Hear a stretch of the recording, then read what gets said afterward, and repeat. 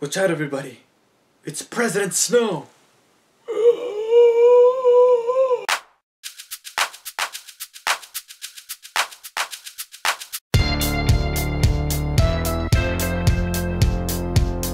Hey everyone, David here with another movie review, and it is November, so if it's November, it means Hunger Games. Well, I mean, it works for Saw, but it should work for Hunger Games too. And this time it is for The Hunger Games Mockingjay. Part 1. You guys already kind of have an idea as to where I'm going to go with this whole Part 1, Part 2 issue, and I'll save that for a particular segment of this review. But we got another Hunger Games. This time it is the initial first half of the book Mockingjay, which is the third and final installment in the Hunger Games novel series. And this time we see the ramifications of what happened after Katniss took a rebellious act during the finale of the last movie, Catching Fire. And that's mostly what this movie consists of, along with this game of chess between the Capitol and the rebellion, using propaganda and morale to be able to rile up the people of Panem to choose sides between this upcoming war. All while Katniss struggles to keep the people that she loves alive while assuming the role of the famous Mockingjay. And yes, I was geared up for this movie. I'm ready. I got my little lanyard here. It says The Hunger Games. I got my access pass, biatch. I also got, where is it? I think it's right here. There it is. It's a red bottle cap. Hold on. It's right here. There we go. Got a little pin right here saying that I saw the Mockingjay in XD, which I really didn't because they probably had some leftovers, but I still got the button to prove that I saw the movie. Just like I did last year with Catching Fire, and I was so stoked. So when I finished the movie, I'm like, oh my god, it's pretty good. After last year's Catching Fire, I said to myself, yes, I am definitely intrigued to see what happens after the events of that movie, because after I saw the first Hunger Games, I was like, okay, this was a pretty good movie. It wasn't great. I didn't think it deserved the hundreds of millions of dollars it accumulated opening weekend, but I wouldn't mind seeing the second one. So the second one came out, went to go see that, and it was that one that really put my mind into perspective as to seeing what everybody else was talking about this franchise, and that made me go, okay, yes, I want to really see the third one. So I went in with some rather high hopes, and I'm happy to say that this movie delivered in really satisfying ways. It's got a few issues, but most of those issues are kind of personal with me because of the whole deal of them splitting up the third book into 2 movies, and I'll get to that in a second. But let's go ahead and talk about the curious thing about this movie, because it's supposed to be part 1 in what's going to be a 2-part continuation and final installment in the Hunger Games movie saga. However, the funny thing is that this movie in and of itself is also a part 1 and part 2. So it's almost like the quarters, part 1, part 2, part 3, and then part 4 of what's going to all amount to the third book of Mockingjay. Because I found the first half of this movie to be its own thing of developing these characters, absorbing what has happened after the events of Catching Fire, and then the second half is just non-stop tension and action and not knowing who's going to make it out alive, leading up to this climax that felt almost like something out of a completely different movie, but in a good way, in a way where they eased us into there, and it didn't feel like a switch in tone, and just delivered on the intensity, the kind of tension that I really admired that second movie for. Here's the thing, the first half of this movie is quite slow, okay? But it's slow in the sense where movie buffs like myself are going to appreciate, because like I said, that entire first half deals with the effects that the thing that Katniss did at the end of the last movie had. You know, you got these districts that suffered a heavy toll, whether it be physically or emotionally, and it's Katniss having to absorb all of this because she has been kind of apart from the rest of the nation for quite some time after what happened in the second movie. So for her to come back and be like, okay, what happened? what exactly did I really set in motion. And while all these different people are kind of trying to tell her in a rather slow way, so does the first half of this movie. And it does have a slow pace to it, but it has a slow pace to it in the sense where, like I said, movie buffs like myself are going to appreciate those quieter moments, because any other movie would just breeze on through these moments because they wouldn't acknowledge them. Therefore, they wouldn't have a sense of gravity, and we wouldn't really care about the characters. Man of Steel just breezed on the fact that this entire city of Metropolis was obliterated 9/11 style. Therefore, we don't care. But with this movie, it takes its time, because all they really did was this. There's these districts that had little towns, as opposed to Metropolis in that movie. There's these little towns that didn't really have that many people in them, but because the people are just you care about them so much, and the main characters here are really passionate about these people because it is their home essentially. You resonate with that a little bit more, and so that's why people like myself are gonna appreciate those quieter moments a little bit more. But I feel like for the casual moviegoer, they're expecting all this drama and all this tension that they'll get. Trust me, they'll get, and all the action and the special effects, they'll get their fair share of that. Trust me. But it is during these moments where, let's just say that I went to this movie opening night and the whole theater was packed. So whenever these quieter moments came up, when you start to hear your audience do bodily functions that otherwise they wouldn't be doing during tense, much more excitement-filled moments, then the casual moviegoer may not appreciate those moments as much as I do. However, for a brief moment, I'm going to become part of those people, because there were a couple of scenes where I felt like the editing could have been tightened up a little bit to make the pacing of those scenes feel a lot quicker and a little less slower. Otherwise, they could have cut out those scenes entirely. And while I'm on the subject of the editing, the ending. Oh my god, don't get me wrong. The ending blew me away. I was like, whoa, whoa, whoa, whoa, whoa, whoa, what's going on? And it cuts to black, and I'm like, oh, you got me. Wait, what? Oh. We're still going on? Oh, okay. Part of me is kind of relieved, because, like I said, by this point, I'm so into the movie, and I'll get to why in a moment, but I'm so into the movie at this point that seeing more of it kind of made me go, okay, cool, we get to see a little bit more.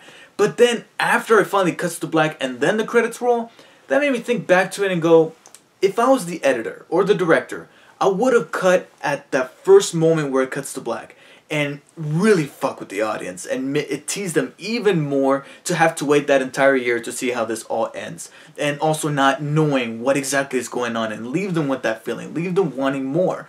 But instead, the movie goes on for literally like another 5 minutes, and usually another 5 minutes wouldn't hurt, but here in those 5 minutes they reveal certain things where I'm like, honestly, aesthetic-wise, they could have saved that up for the beginning of the next movie and kept us in the dark, not knowing what the hell was going on. And that's exactly what a cliffhanger is supposed to do. Don't get me wrong, what you're left with at the end is still like, oh man, how's this all gonna pan out? But editing-wise, 5 minutes earlier, man. Just 5 minutes earlier, and you would have nailed it perfectly. And with this whole subject about editing and cutting things and trimming things down, let's go ahead and segue into my little rant.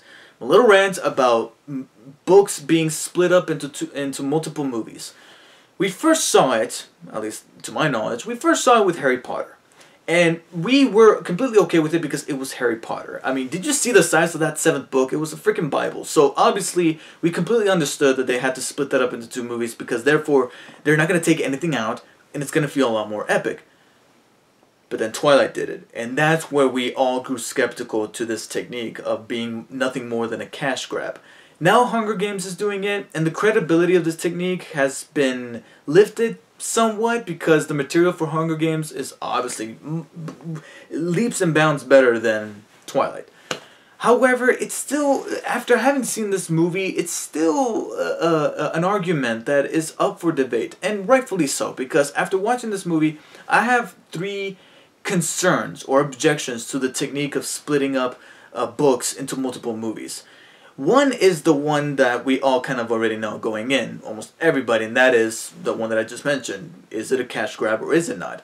The second one is that, being that there's going to be a part 2 of the Hunger Games, you kind of have an idea of of whether or not Katniss is going to live by the end of the movie, because, I mean, it's not that much of a spoiler. You kind of know that Katniss is going to be alive at the very least by the end of the movie, because it wouldn't be Hunger Games without Katniss in the second movie, or in the second part of the third movie.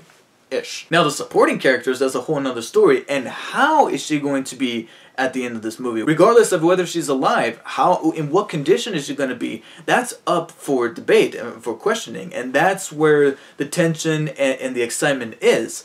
But you still got the idea that at least she's going to make it okay. Now the third concern is the one that I actually couldn't have acknowledged before watching the movie, and after having done so, it's the one that I kind of understood a little bit more. And that's harkening back to my little nitpick of having these scenes in the first half of the slower half of the movie that could have been either trimmed or cut out. Because this movie is only 2 hours and 5 minutes long, which is the significantly shortest installment of the Hunger Games movies so far. The first two were 2.5 hours. This one's only 2 hours flat. And I think that running time alone is enough to really argue the technique of splitting up these movies, because now they're becoming slimmer. And of course that makes it a little bit more digestible for casual moviegoers to sit through, just 2 hours and then you're out, as opposed to 2.5 hours or sometimes 3 hours. However, it also takes away from the epic feel of what a finale is supposed to be. And considering that first half had scenes that could have been cut out, I feel like this movie could have been shortened to like an hour and 15 minutes, hour and 20. I'm assuming that the second part is also going to be 2 hours, so that also could have been trimmed to another hour and a half or so. Sew that in with this first part, and there you go. You got a 3-hour epic finale to the Hunger Games franchise. And I would have welcomed that completely with open arms, considering that it's only just 3 movies. And the first 2 movies were 2.5 hours. This one's only half an hour, maybe 40 minutes longer, but it would have retained that epic feel. As opposed to the feel of having just finished an episode of the Hunger Games TV show, and at the end they tell you, tune in next year. Don't get me wrong, it's a good TV show. It is. It really, really is. But it felt like a serialized type of thing. And quite frankly, I don't feel the need to really dwell upon this subject too much, because if they can still pump out good movies like this one, then I wouldn't complain. I wouldn't really have that big of a problem with it. But considering that I saw a trailer for another young adult film adaptation at the beginning of this movie that will more than likely get the similar treatment with its finale, and I'm pretty sure there's going to be more young adult adaptions later on down the pipeline, because they make humongous moolah. It's definitely something that I think Hollywood definitely needs to take into consideration. Is it really worth splitting these movies up just so you can get more money, but then diluting the epic feel, the feeling of us going to the theater and be like, oh my god, it's over? Because, again, going back to that second concern that I have with splitting up these movies, you know that your main character is going to be okay because there has to be that part 2, as opposed to one big epic movie where you're in the theater, you're halfway through the movie, and you come to the realization that you're like, oh my god, in about an hour and a half, I'm going to figure out whether or not she's going to be alive or dead. And you're tensed up. You're like, wow, how's this going to end? Because you're there experiencing it. It sounds like a minor thing, but as a moviegoer, it makes a significant difference. I mean, hell, we got a third and final installment coming out next month for an adaptation from, which is essentially an adaptation of a book that was like, what, 250 pages long in one book, and they managed to squeeze 3 movies out of that thing. And if the information on Cinemark.com is correct, this third film is also going to be the shortest of the entire trilogy. So yeah, Hollywood, definitely take that in consideration. So now that my rant is out of the way, let's go ahead and focus on the other things that this movie also got right. Let's talk about that second half. You know how I said that those people wanted their excitement and their tension and their special effects, and that they were going to get it? They got it in that second half, because yeah, shit goes down, man. I almost sounded like Woody Harrelson in this movie. But this second half, it just has so many moments where you don't know which character is gonna live or die. There's some really dreadful events happening that really drive the point across that this movie is just not kidding around. And some great action sequences, some rather beautiful cinematography that's very very warm and fuzzy, but not in a very warm and fuzzy kind of way. I don't know if that makes any sense, but I really dug the cinematography here, especially in the interior shots. And the climax of this movie, like I said, feels like a completely different movie, but it had me on edge. And one of the things I really appreciated about this second half, which I also did with the first half, because it wasn't just slow building moments that took the time to acknowledge the events that happened in between this movie and the second one, the last one, but it also had this running theme about using propaganda that was, in my opinion, really clever. It was something that was used in the first hour and a half of Catching Fire, but it was brought back here, and in a really clever way, in a way that didn't feel forced, and it felt relevant to what our characters were trying to achieve. But what was also cool is that they kept that theme even in that, like literally in the climax. They're still showing things that have to do with propaganda, keeping the theme of that essential plot element intact, and they never abandoned it. And they made things much more interesting that they could have. Even on top of this mission that is going down, that, like I said, feels like a different movie, but still had our characters naturally be eased into it to where it worked. And the reason why it's so intense is because these characters that are put in the situation, you care about them. And one of the reasons why you care about them is because everybody in the cast delivered some really stellar performances. Let's go ahead and get them out of the way. Of course, obviously, my wife, Jennifer Lawrence, packs in another great performance. I mean, there's certain moments where she's just shaken to the core from some of the horror that she sees, and you just feel every shiver of it. But also, some of the supporting cast is great too.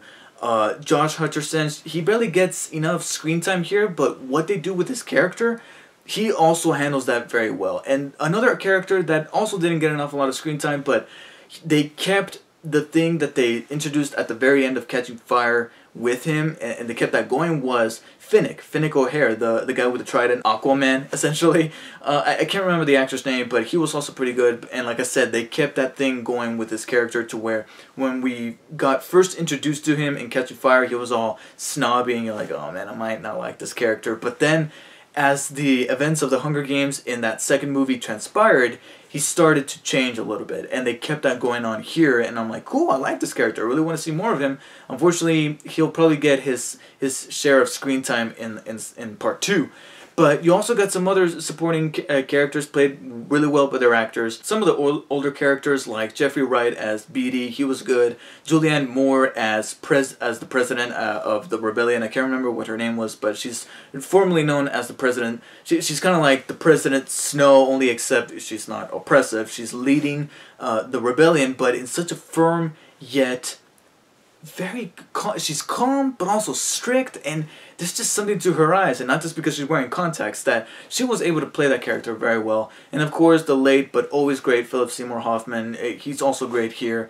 And of course, Donald Sutherland as President Snow, who is a really great villain. I mean, he really honed in this role, and he's going to be known for this role. And I'm glad, because Donald Sutherland, you know, he played different characters throughout the 70s and 80s. He's got quite a repertoire, but he's mostly going to be known for this movie, and not just because it's, not to sound morbid, but dude's old, so you know this is probably going to be one of the roles that he's going to be mostly remembered by, mainly because it's closer to his.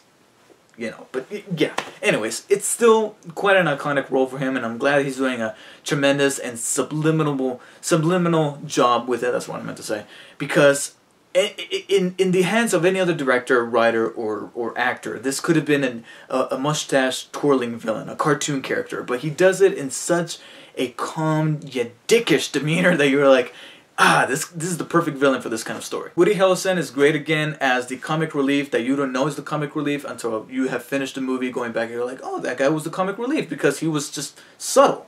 You know, he does it in a way where he delivers comedy in a natural way. And the other character that was a humongous surprise for me from Catching Fire, and for various other people as well, was Iffy Trinket, played by Elizabeth Banks, who took a turn in Catching Fire, because at first, you know, she's that, you know, really flamboyant character that is also going to be that comic relief, but she's going to be that type of comic relief where she's going to have like signs pointing to her saying, I'm the comic relief. And there's a scene in here where it almost felt like they were going to go in that direction with her, and I'm like, don't, because in this movie, they kept that turn that she took in Catching Fire intact. They kept her being that character that surprised you by being caring with all these other characters. Even though she tries to maintain that status of being higher class, deep down she knows that she cares about these people, especially Katniss. So I love a character like that, and I'm very happy that they kept that going with that character in this movie. So I got kind of scared where she had that one scene where she's like, I miss coffee, I miss all these things I used to have when I was upper class, and I'm like, oh, don't do it, because they're gonna do that whole fish out of water humor. But they stop right before they go any further, and almost everybody in the cast did a terrific job. Almost, because let's just go ahead and get him out of the way. Gale Bedecker, Breaking Bad. But yeah, Gale, what they did with his character is good. He was written very well. I like that he got more screen time because his character was quite more important to the main plot than he was for the previous two movies. But what was going on with Liam Hemsworth? Because he was kind of bland in this one. I don't know if maybe it was because he didn't have that much screen time in the first two that I didn't really notice it that much. But here, because he has way more screen time than any of the other dude characters in this movie, like Finnick or Peeta, I just noticed that he was kind of bland and just uninteresting. Mainly because of how Liam Hemsworth played him. I mean, there were certain moments where he was supposed to emote tremendously while he's telling the story, and it's moments like that that made me appreciate how the writers approach this character. I'm like, okay, cool. But Liam Hemsworth, I don't know, my only theory as to why he was acting this way was because they filmed this when he was going through his breakup with Miley Cyrus. That's the only explanation as to why he was just so bland and kind of boring in this movie. And I'll give them the leeway of barely being introduced in this one, so hopefully they have something much more interesting to do in part 2, but there's these group of characters that are supposed to follow Katniss along while they film their propaganda that was just there. So I'm going to give them the benefit of the doubt, being that they just got introduced here, and hopefully they do something cooler in part 2. So my personal affections about splitting up novels into various movies aside, and despite having a few nitpicks during that first half of the movie, especially with the editing and how they could have just cut the movie just 5 minutes earlier, this was really, really good. I'm really happy to say that this franchise has gotten better as it went along, mainly because they've been doing things that sequels should do. Upping the stakes within the characters that are written in a likable and relatable way. In a way that you can connect with them so that when they're put in dangerous situations, you care. You're biting your nails, trying to figure out what's going to happen next. Not going bigger and more explosions and more special effects like sequels tend to do, but Hunger Games is getting it right. And for that, I give The Hunger Games Mockingjay Part 1 a low 9 out of 10. Definitely one of the highlights of the year so far. So let me know what you guys thought of The Hunger Games Mockingjay Part 1. It's an exhaustion to say that. Part 1 at the end. What do you think is going to happen in Part 2 if you have not read the books? And that's another thing. Don't post any spoilers if you have read the books. That's annoying. And let's hope that Part 2 lives up to the expectations that Part 1 left it hanging with. Thank you guys for watching, and I'll see you guys next time.